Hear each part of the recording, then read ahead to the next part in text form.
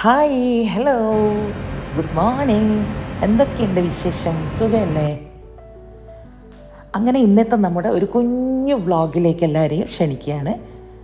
ഞാൻ വീഡിയോ ഇടാൻ നേരം വൈകുന്നു എന്നുള്ള കംപ്ലൈൻറ്റ് ഇങ്ങനെ കേൾക്കുമ്പോൾ സന്തോഷമാണ്. എന്നാൽ എനിക്ക് തന്നെ ഒരു തിരക്കാവും, പിന്നെ എന്തെങ്കിലും ചെയ്യാനുള്ള എന്തെങ്കിലും പണിയിലൊക്കെ ആയിപ്പോകുന്നത് കേട്ടാ. അപ്പോൾ ഇന്നത്തെ വീഡിയോ ഒന്ന് കണ്ടു നോക്കി, എന്നിട്ട് അഭിപ്രായം പറയും. ഓക്കെ, അതായത് ഇത് ഇഡ്ഡലിക്ക് അരച്ച് വെച്ചതാണ്. നമ്മൾ സാധാരണ ഇഡ്ഡലിക്ക് അരച്ച് കഴിഞ്ഞാൽ പിന്നെ രാവിലെ ആയി കഴിഞ്ഞാൽ അതെന്തായെന്നല്ല വേഗം നോക്കുക. അങ്ങനെ ഞാൻ രാവിലെ വന്നിട്ട് നോക്കുകയാണ്. പിന്നെ ഇത് പത്തിരിക്ക് പരത്തി വെച്ചത് എപ്പോൾ ഫ്രിഡ്ജിലുണ്ടാവും, ചപ്പാത്തിക്കൊക്കെ. അപ്പോൾ അതുണ്ട് ഒരു സൈഡിൽ ബ്രേക്ക്ഫാസ്റ്റിന്. പിന്നെ ഇഡ്ഡലി മാവ് കളർ മാറ്റം കാണുന്നത് കുറച്ച് സാധാരണ ഇഡ്ഡലീൻ്റെ പ്രൊസീജിയർ തന്നെ, എന്നാൽ അതിൽ കുറച്ച് ഒരു 1/2 കപ്പ് നമ്മളെ മുത്താറി കൂടി ചേർത്തിട്ടാണ് അരച്ചത്. അതുകൊണ്ടാണ് അങ്ങനെ സെയിം സംഭവം തന്നെ, എന്നാൽ 1/2 കപ്പ് മുത്താറി കൂടി ഇട്ടുന്നുള്ളൂ. അപ്പോൾ മുത്താറിൻ്റെ പാലൊക്കെ ഇറങ്ങിക്കഴിഞ്ഞിട്ടുണ്ടല്ലോ, ഈ ഇഡ്ഡലി ദോശയൊക്കെ കഴിക്കുമ്പോൾ ഭയങ്കരമായൊരു ടേസ്റ്റാണ്. അങ്ങനെ ചെയ്യാത്തവരുണ്ട്, ഒന്ന് ട്രൈ ചെയ്ത് നോക്കണം കേട്ടോ. ഭയങ്കര ഹെൽത്തിയുമാണ്. അപ്പോൾ ഇന്ന് ഒരു ലേസി ഡേ ആണ്, എന്നാൽ നല്ല തിരക്കുള്ള ദിവസമാണ്.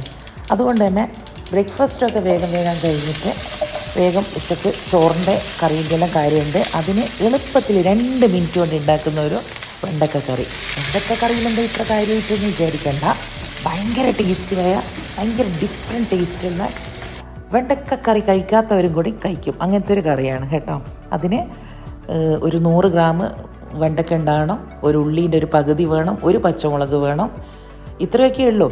അപ്പോൾ എണ്ണ ചൂടായി കഴിഞ്ഞാൽ വെളിച്ചെണ്ണ ചൂടാക്കുക. എന്നിട്ട് അതിലേക്ക് കുറച്ച് കടുകിടുക, കുറച്ച് ഉലുവ ഇടുക, കുറച്ച് നല്ല ജീരകം ഇടുക. ഇതൊന്ന് പൊട്ടിക്കഴിഞ്ഞാൽ അതിലേക്ക് ഉള്ളിയും നമ്മുടെ കട്ട് ചെയ്ത് വെച്ച വെണ്ടയ്ക്കയും ഒരു പച്ചമുളകും ഇട്ടിട്ട് ഒരുമിച്ച് തന്നെ ഒന്ന് വഴറ്റുക. വഴറ്റുന്ന സമയത്ത് ഒന്ന് വഴന്ന് വരുമ്പോൾ അതിലേക്ക് ഒരു തക്കാളി വട്ടത്തിൽ മുറിച്ചിട്ട് ഇടണം. അന്നേരം ഒരു പ്രത്യേക ടേസ്റ്റാണ്, അതുകൊണ്ടാണ് വട്ടത്തിൽ മുറിച്ചിട്ടെന്ന് പറയുന്നത്. അങ്ങനെ തന്നെ ചേർക്കുക. ഒന്ന് വഴന്ന് വരുന്ന സമയത്ത് ഒരു 3 അല്ലി വെളുത്തുള്ളി ഒന്ന് ചതച്ചിട്ട് ഇട്ട് കൊടുക്കുക. ഓക്കെ, എന്നിട്ട് ഒന്ന് വഴന്ന് കഴിഞ്ഞാൽ അതിലേക്ക് നമുക്കിഷ്ടമുള്ള ഏതെങ്കിലും ഒരു ബ്രാൻഡ് സാമ്പാർ പൊടി ചേർക്കണം. 3 ടീസ്പൂൺ ചേർക്കണം.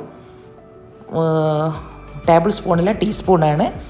എന്നിട്ട് ഒരു പേരിന് ഒരു പിഞ്ച് മുളക് പൊടിയും ഒരു പിഞ്ച് മഞ്ഞൾപ്പൊടിയും ചേർക്കുക. എന്നിട്ടൊരു പിഞ്ച് എസഫോർഡ്, അതായത് കായം പൊടി, അതും കൂടി ചേർക്കുക. എന്നിട്ട് അതിലേക്ക് പുളീൻ്റെ വെള്ളം ഒഴിച്ച് കൊടുക്കുക.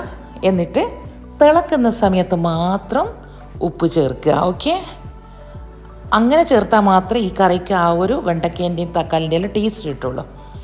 എന്നിട്ട് തിളക്കുന്ന സമയത്ത് കുറച്ച് വെല്ലത്തിൻ്റെ പൊടി ഇടുക. ഇനിയിപ്പോൾ വെല്ലം കയ്യിലില്ല എങ്കിൽ കുറച്ച് പഞ്ചസാര ചേർത്താൽ മതി. ഒരു 3 പിഞ്ചോളം ചേർക്കണം, ഭയങ്കര ടേസ്റ്റ് ആയിരിക്കും. 3 പിഞ്ച് എന്ന് പറഞ്ഞാൽ അത്രയും കുറവാണ്, അത്രയും ചേർക്കാൻ പാടുള്ളൂ. ഓക്കെ, എന്നിട്ട് സെമി ഗ്രേവി ആയിട്ടോ അല്ലെങ്കിൽ ലൂസായ ഗ്രേവി ആയിട്ടോ എങ്ങനെ വേണമെങ്കിലും നമുക്കിത് സെർവ് ചെയ്യാം. ഭയങ്കരമായ ടേസ്റ്റാണ്, ഒരു ഡിഫറെൻറ്റ് ടേസ്റ്റ്, പുളിയും മധുരവും ഒരു എല്ലാം ചേർന്ന ഒരു പ്രത്യേക ടേസ്റ്റ്. ഈ തക്കാളിയൊക്കെ ഇങ്ങനെ ഒരു വല്ലാതെ വെന്ത് പോകാതെ ഒരു പ്രത്യേക രീതിയിൽ ഈ വെന്തിട്ടുണ്ടാവുക, അങ്ങനത്തെ തക്കാളിക്കൊരു പ്രത്യേക രുചിയാണ്. അപ്പോൾ ആ സമയത്ത് അത്ര വേവിൽ കിട്ടുന്ന വെണ്ടയ്ക്കയും ഉള്ളിയും ഒക്കെ വരുമ്പോൾ പ്രത്യേക ടേസ്റ്റ് ആയിരിക്കും. ഇതിന് കൂടെ ഫിഷ് ഫ്രൈയോ അല്ലെങ്കിൽ ഒരു ചിക്കൻ പൊരിച്ചതോ ബീഫ് പൊരിച്ചതോ എന്തെങ്കിലും ഉണ്ടെങ്കിൽ പറയുകയും വേണ്ട, ഭയങ്കരമായ ടേസ്റ്റ് ആയിരിക്കും. ഒന്ന് ട്രൈ ചെയ്ത് നോക്കുക കേട്ടോ, ഈ ഒരു കറി എങ്ങനെ ഉണ്ടെന്ന്.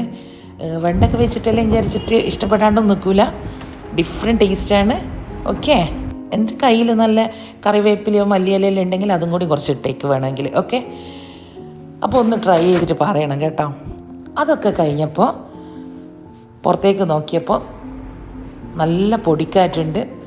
ദുബായിലിപ്പോൾ ക്ലൈമറ്റ് ചേഞ്ച് ആയിക്കൊണ്ടിരിക്കുകയല്ലേ, വിൻ്ററിലേക്ക് പോവുകയല്ലേ, അതുകൊണ്ട് തന്നെ ഇടയ്ക്കൊരു പൊടിക്കാറ്റൊക്കെ ഉണ്ടാവും. അപ്പോൾ ആറിയിട്ട് ഡ്രസ്സ് ഉണ്ടായിരുന്നു, അത് മുഴുവൻ നല്ല പൊടിയായി. അല്ലെങ്കിൽ തന്നെ കോർണിഷിലായതുകൊണ്ട് നല്ല കാറ്റാണ്. അതിൻ്റെ കൂടെ പൊടിക്കാറ്റും കൂടി ആയതുകൊണ്ട് നന്നായിട്ട് കാറ്റുമുണ്ട് അതിൻ്റെ കൂടെ പൊടിയും. അപ്പോൾ ഡ്രസ്സൊക്കെ വീണ്ടും ഒന്നും കൂടി വാഷ് ചെയ്യേണ്ടി വന്ന്. അപ്പോൾ അത്തരം കാര്യങ്ങളൊക്കെ കുറച്ച് കഴിഞ്ഞു. ഇനി ഭയങ്കര എക്സൈറ്റ്മെൻ്റ് ഉള്ള ഒരു സ്ഥലത്തേക്ക് പോവുകയാണ്. ഞാനൊരു പൂക്കോക്കരിയാണ്. പൂക്കോക്കരിയായതിൽ എനിക്കൊരുപാട് സന്തോഷം. അപ്പോൾ പൂക്കോക്കാറ തക്കാരം എന്ന് പറഞ്ഞിട്ട് ഇന്നൊരു മീറ്റപ്പ് ഉണ്ട് ദുബായിൽ നിന്ന്. അപ്പോൾ എനിക്ക് ഇങ്ങനൊരു പ്രോഗ്രാം ഉണ്ടെന്ന് പറഞ്ഞപ്പം തന്നെ ഒരുപാട് വർഷങ്ങളായിട്ട് കാണാത്ത പല മുഖങ്ങളും കാണണം എന്നുള്ള ഒരുപാട് ആഗ്രഹമുണ്ട്.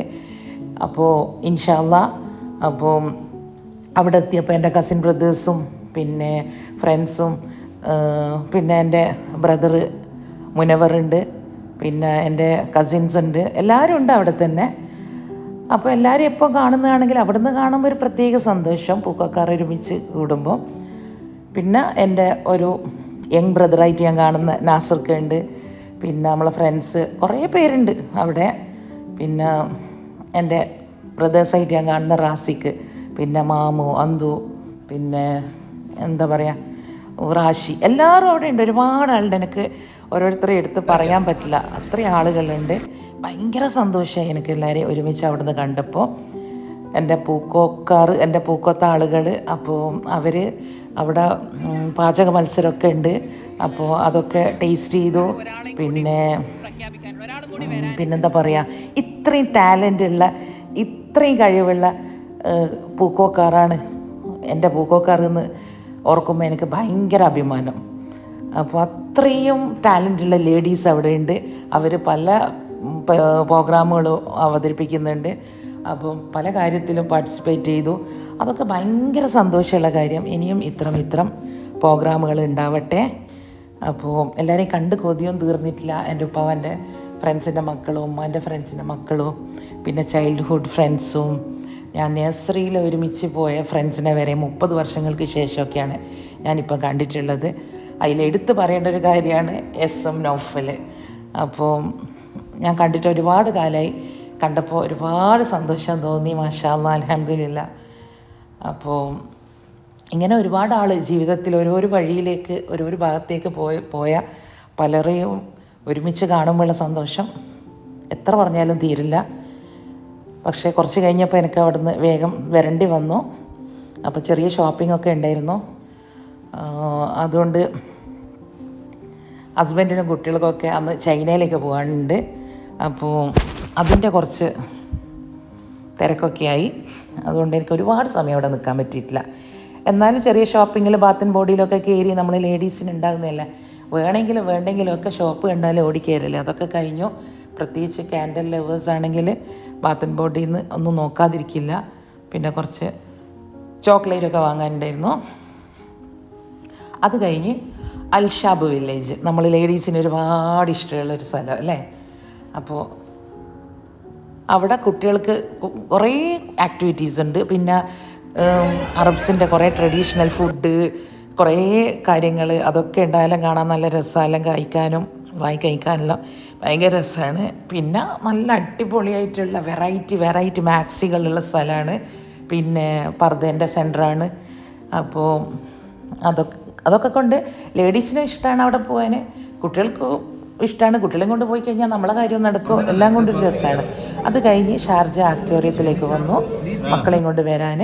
നല്ല രസമുള്ളൊരു സ്ഥലമാണ്. പിന്നെ അൽഖാനിലുള്ള അക്വേറിയം. അപ്പോൾ അവിടത്തേക്ക് വന്നു. അവിടെ കുറേ ട്രഡീഷണൽ ആയിട്ടുള്ള കാര്യങ്ങൾ അറിയാനും അറബ്സിൻ്റെ കുറേ കാര്യങ്ങൾ അറിയാനും മനസ്സിലാക്കാനുള്ള ഒരുപാട് സംഭവങ്ങളൊക്കെ ഉണ്ട്. അപ്പോൾ ഒന്ന് പോവാത്തവരുണ്ടെങ്കിൽ ഒന്ന് പോയിട്ട് വരുന്നത് നല്ലതായിരിക്കും. കുറച്ച് കാര്യമുള്ളൂ, പക്ഷേ കുറേ കാണാൻ നല്ല രസമാണ്. അപ്പോൾ ഇന്നത്തെ വീഡിയോ ഇത്രയൊക്കെയാണുള്ളത്. ഇൻഷാ അല്ലാഹ് വീണ്ടും മറ്റൊരു വീഡിയോ ആയിട്ട് കാണുന്നത് വരെ